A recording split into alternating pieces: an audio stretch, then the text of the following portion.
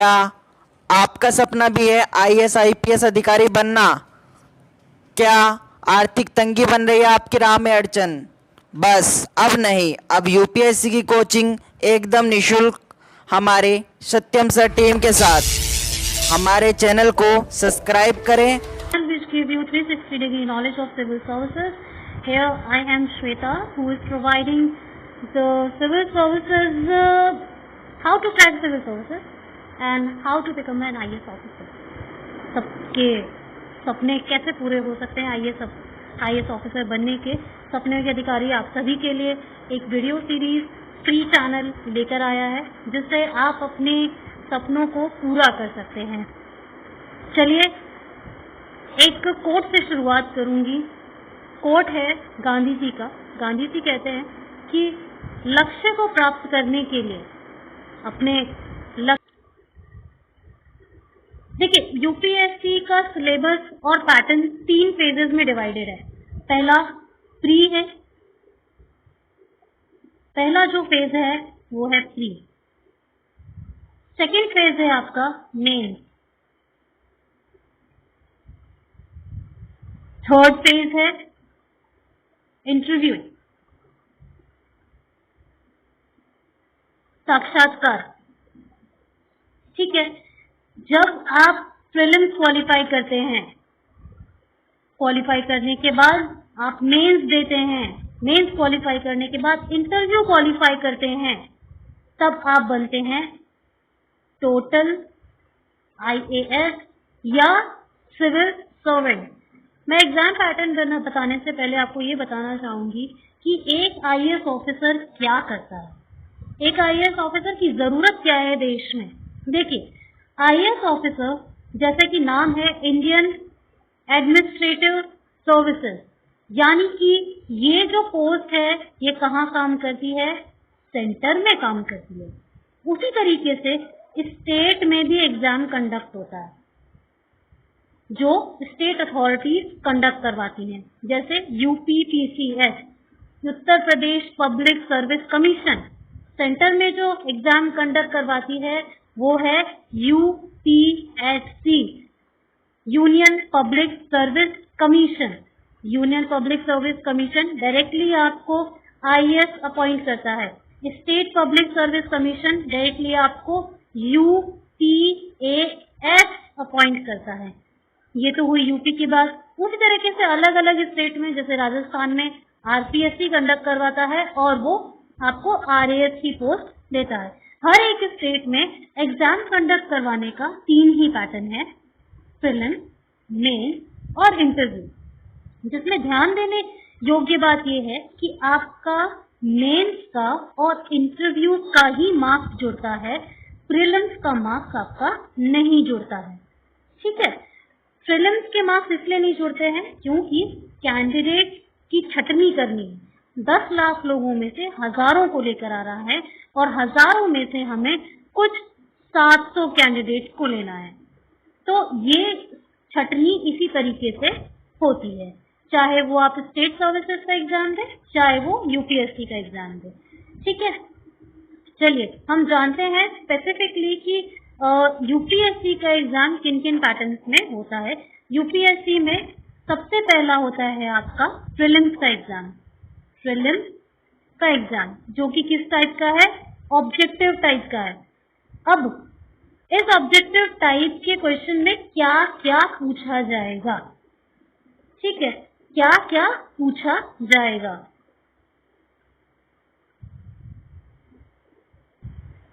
Prelims में 2 compulsory paper हैं, 2 compulsory paper हैं आपके। पहला जीएस का, जनरल स्टडीज, सामान्य अध्ययन।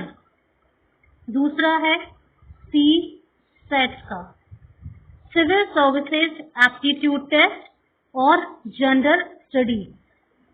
टाइप ऑफ क्वेश्चन कौन से हैं, एमसीक्यू, यानी ऑब्जेक्टिव टाइप के क्वेश्चंस हैं। टोटल मैक्सिमम मार्क्स 200 नंबर के आपके दोनों पेपर हैं। इनका ड्यूरेशन कितना रहेगा, 2 घंटे का रहेगा। ठीक है, अब इनमें क्या है कि 20 मिनट एक्स्ट्रा टाइम किनके लिए दिया जाता है, जो स्पेशली एबल्ड कैंडिडेट्स हैं उनको। नेगेटिव मार्किंग हमारी कितनी होती है? 1/3 नेगेटिव मार्किंग होती है। और मीडियम ऑफ एग्जाम क्या है? हिंदी इंग्लिश दोनों में पेपर आता है आपका। एक साइड रहता है हिंदी में, दूसरा साइड रहता है आपका इंग्लिश में। जनरल स्टडीज पेपर 1 का जो सिलेबस है, जिसमें आपसे 100 सवाल पूछे जाते हैं, 100 क्वेश्चन पूछे जाते हैं, और एक क्वेश्चन आपका होता है 2 नंबर का, यानी कि टोटल पेपर कितने नंबर का हुआ? 200 नंबर का, जिसको आपको कितने घंटे में सॉल्व करना है? 2 घंटे में सॉल्व करना है। अब एक बार जान लेते हैं, ये तो हमने जाना कि मोटा मोटी बात क्या है कि अगर एग्जाम देने गए, सिलेबस तो अभी नहीं पता, पर स्टिल हम ये जानना चाहते हैं कि एग्जाम में कितने क्वेश्चन पूछे जाते हैं, कितने घंटे में हमको सॉल्व करना है। क्योंकि कुछ कैंडिडेट क्या होता है, उस अकॉर्डिंग अपनी स्ट्रैटेजी बनाते हैं। क्या कि हमें एक क्वेश्चन कितने मिनट में सॉल्व करना है और एक क्वेश्चन को कितना टाइम देना है। अगर वो क्वेश्चन हमें आता है तो उसको कैसे टाइम देना है, और अगर हमें वो क्वेश्चन आधा ही आता है तो उसको कैसे टाइम देना है। तो वही तरीका है, मैं आपको ये लास्ट में बताऊंगी कि प्रीलिम्स का पेपर कैसे सॉल्व किया जाता है। पहले सिलेबस जान लेते हैं। करंट इवेंट है, करंट इवेंट को आप करंट अफेयर में काउंट कर सकते हैं। History of India and Indian national movement, आप इसको काउंट कीजिए किसमें? Modern India. मॉडर्न इंडिया मतलब आधुनिक भारत का इतिहास, आधुनिक भारत। ठीक, अब ये आया हमारा हिस्ट्री का पोर्शन। हिस्ट्री में आपसे मॉडर्न इंडिया का पोर्शन पूछा जाता है। Indian and world geography, Indian world geography में इसमें एक चीज और ऐड कर लीजिए, मैपिंग। क्या और आएगा? मैपिंग, इंडिया की मैपिंग और वर्ल्ड की मैपिंग। फिर नेक्स्ट आता है हमारा syllabus Indian polity and governance. तो इंडियन पॉलिटी एंड गवर्नेंस में आपसे जो सबसे ज्यादा सवाल पूछे जाते हैं वो है कॉन्स्टिट्यूशन के, और दूसरा इसमें गवर्नेंस के। गवर्नेंस यानी कि पब्लिक पॉलिसी के क्वेश्चन, जिस तरीके से जैसे कि स्वच्छता अभियान पॉलिसी कब लागू की गई और स्वच्छता अभियान पॉलिसी के क्या क्या फंक्शनल काम है। ठीक, तो ये सवाल आपसे इंडियन पॉलिसी में पूछे जाते हैं। नेक्स्ट है आपका इकोनॉमी एंड सोशल डेवलपमेंट। देखिए, इकोनॉमी और सोशल डेवलपमेंट का जो सिलेबस है वो काफी वास्ट है, तो इसको समझने के लिए जो काफी 2016 से 17, 18, 19, 20 का जो पेपर आया है उसमें जो इकोनॉमी का सेक्शन देखा गया है वो इन सब से तो इंक्लूड है ही, पर उसमें आपका बजट, आर्थिक सर्वेक्षण, इकोनॉमिक सर्वे,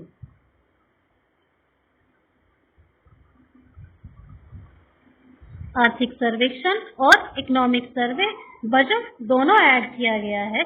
प्लस जो भी इकोनॉमिक पॉलिसी आपकी गवर्नमेंट बनाती है, हमारी सरकार जो भी रनिंग सरकार है, वो जो भी इकोनॉमिक पॉलिसी बनाती है वो हमसे प्रीलिम्स में ऑब्जेक्टिव टाइप के क्वेश्चन पूछे जाते हैं कि ये पॉलिसी का ये पॉइंट है कि नहीं है ना, उस तरीके से। फिर उसके बाद है आपका general issues on environment and ecology, biodiversity and climate change. अब इसमें क्या पूछे जाते हैं आपसे, बच्चे लोग मुझसे ये सवाल पूछते हैं कि एनवायरमेंट में क्या पढ़ना है, क्या हम 12th की एनसीईआरटी पढ़ के एनवायरमेंट के मास्टर हो जाएंगे? बिल्कुल नहीं, क्योंकि आप आईएएस का एग्जाम दे रहे हैं, तो आईएएस के एग्जाम के लेवल की एनवायरमेंट भी आपको पढ़नी पड़ेगी। एनसीईआरटी पढ़ने का देखिए कॉन्सेप्ट ये है कि एनसीईआरटी से आपके जो छोटी नींव डलती है ना, पढ़ाई की जो नींव डलती है वो एनसीईआरटी से ही डलती है। तो एनसीईआरटी आपके कॉन्सेप्ट को क्लियर करता है। बड़े बड़े टॉपिक्स के लिए आपको टेक्स्ट बुक तो पढ़नी ही है, लेकिन साथ के साथ हमें क्या करना है, एनसीईआरटी को भी पढ़ना है। लास्ट में आता है कि आपका जनरल साइंस। जनरल साइंस में जो आपसे सवाल पूछे जाते हैं वो टेक्नोलॉजी के सवाल पूछे जाते हैं। जैसे कि मैं एक सवाल पूछती हूँ आप लोगों से, आप लोगों ने सबने अपने फोन में वोल्ट देखा होगा, ये वोल्ट क्या है? कमेंट सेक्शन में मुझे इसका आंसर कीजिए कि ये वोल्ट टेक्नोलॉजी एग्जैक्टली क्या है। पता है तो भी बहुत अच्छी बात है, नहीं पता है तो हम इससे डिस्कस करेंगे। ठीक है, अब हम आते हैं पेपर सेकंड पे। ये हुआ हमारा पेपर 1 और ये हुआ हमारा पेपर 2। पेपर 2 में देखिए जो पेपर है उसमें कॉम्प्रिहेंशन, हिंदी इंग्लिश कॉम्प्रिहेंशन और मैथ रीजनिंग, जिसको हम क्या कहते हैं, qualitative analysis and quantitative analysis, दोनों ही इसमें पूछे जाते हैं। देखिए अब कहा जाए कि इस एग्जाम मतलब इस पेपर को, इस पर्टिकुलरली सीसेट को सॉल्व करने के लिए या फिर इसको क्वालिफाई करने के लिए क्या करना है, क्योंकि ये जो आपका पेपर सेकंड है ये क्वालिफाइंग नेचर का है। अगर आप ये पेपर क्वालिफाई नहीं कर पाते हैं तो आपका GS1 का जो पेपर है ना वो चेक नहीं होगा, यानी कि आपके प्रीलिम्स की मार्कशीट नहीं आएगी। दैट इज कि आपको जो पेपर सेकंड है वो क्वालिफाई करना है। कितने नंबर से क्वालिफाई करना है? 36% से उसको क्वालिफाई करना है। अगर आपके 36% उसमें आ रहे हैं तो समझिए कि आपका सीसेट का पेपर क्वालिफाई हो गया और आपका GS का पेपर चेक होगा, यानी कि आपकी मार्कशीट आएगी। ओके, अब इसमें पूछा क्या जाता है, math, reasoning, Hindi English comprehension. Hindi के कुछ पैसेजेस रहते हैं और इंग्लिश के कुछ पैसेजेस रहते हैं। ये है आपका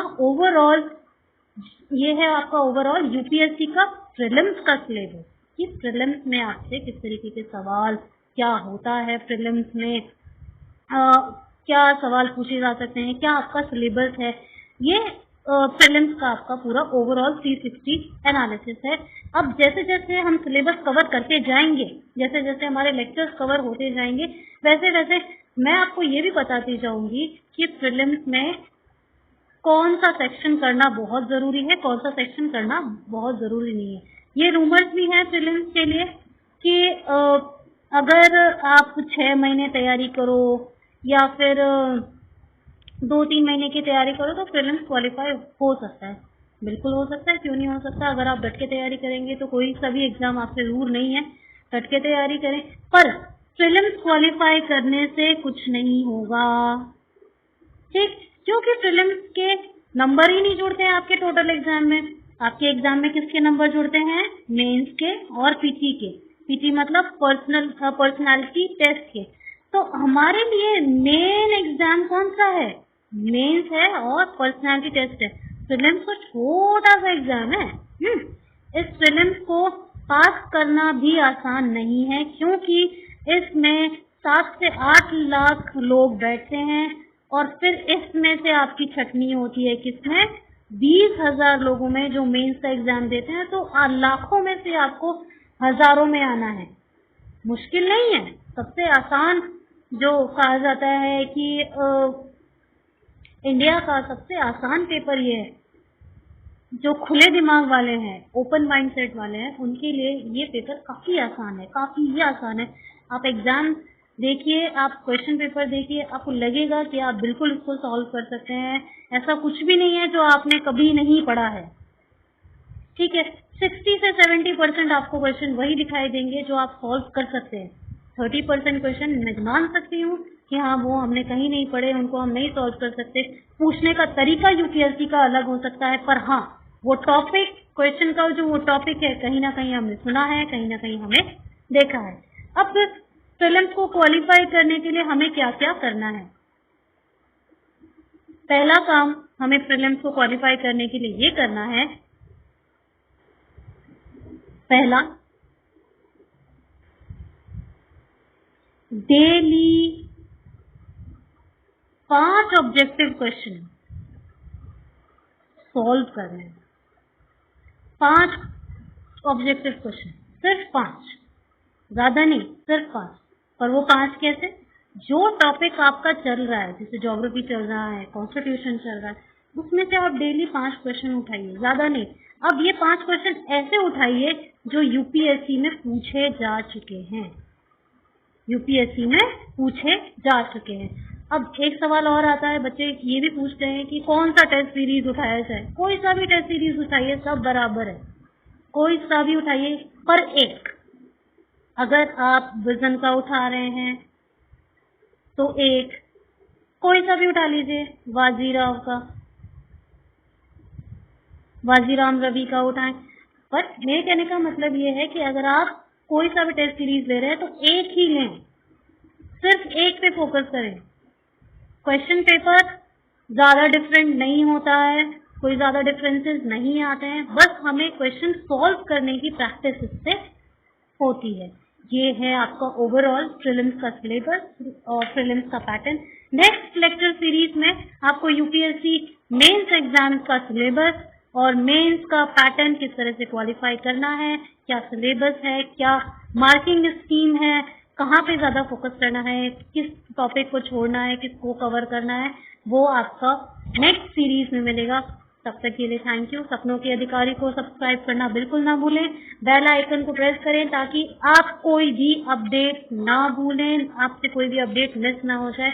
thank you so much for listening. क्या आपका सपना भी है आईएएस आईपीएस अधिकारी बनना? क्या आर्थिक तंगी बन रही है आपकी राह में अड़चन?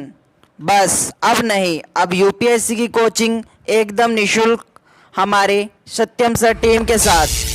हमारे चैनल को सब्सक्राइब करें